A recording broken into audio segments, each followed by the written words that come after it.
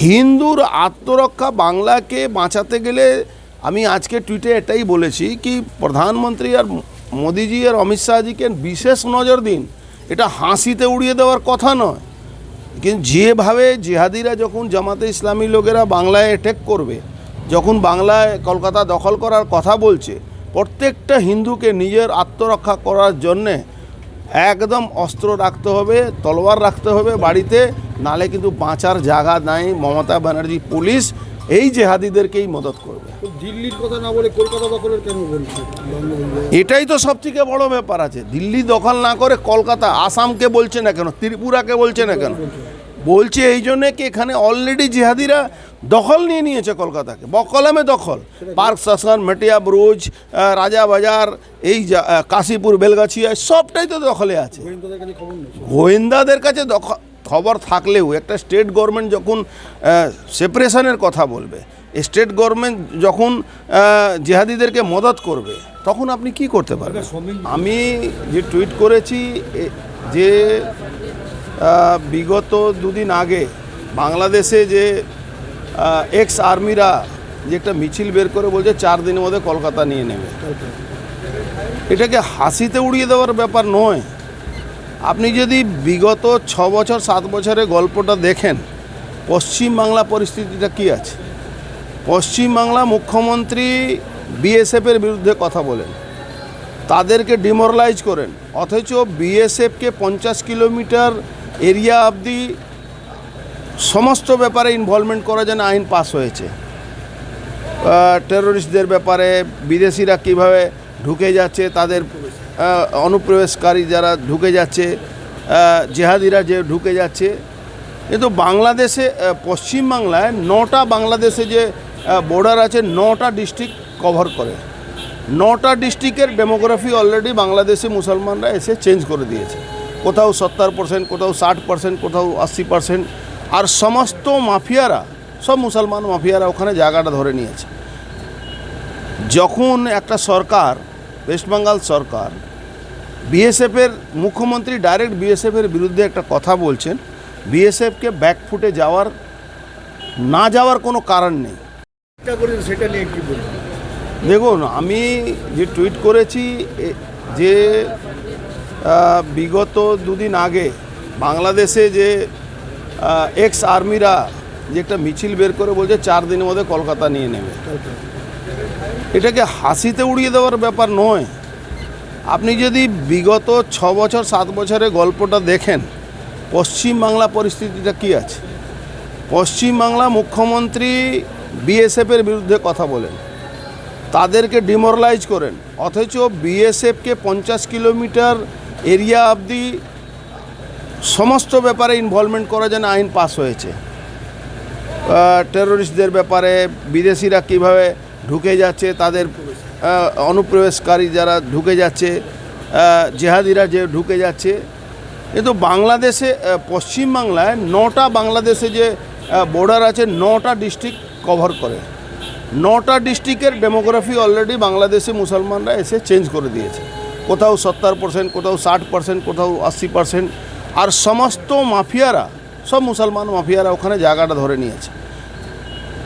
যখন একটা সরকার, ওয়েস্ট বেঙ্গল সরকার, বিএসএফের মুখ্যমন্ত্রী ডাইরেক্ট বিএসএফের বিরুদ্ধে একটা কথা বলছেন, বিএসএফকে ব্যাকফুটে না যাওয়ার কোনো কারণ নেই।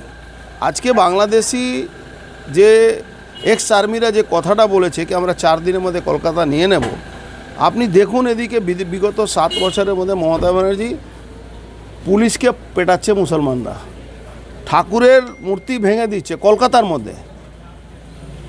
যে আন্দোলনটা ইদ্রিস আলী নেতৃত্ব হয়েছিল ওই আপনার পার্ক সার্কাসে, আপনার মনে আছে, একজন বাংলাদেশের মহিলার যে ছিলেন, রিপোর্টার ছিলেন, কি নাম ভুলে যাচ্ছে ওনার।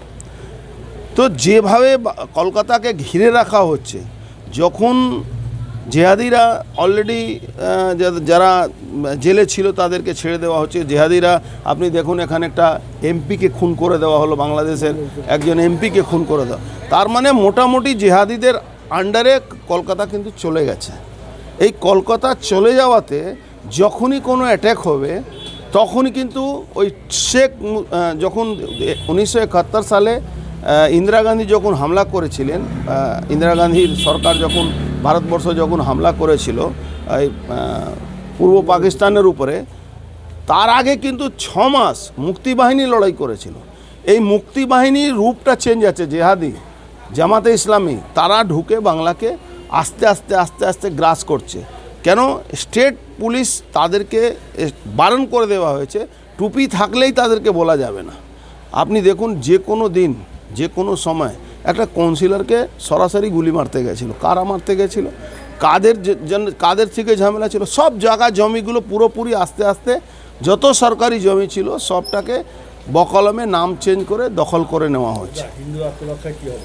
হিন্দুর আত্মরক্ষা বাংলাকে বাঁচাতে গেলে আমি আজকে টুইটে এটাই বলেছি কি প্রধানমন্ত্রী আর মোদিজি আর অমিত শাহজিকে বিশেষ নজর দিন।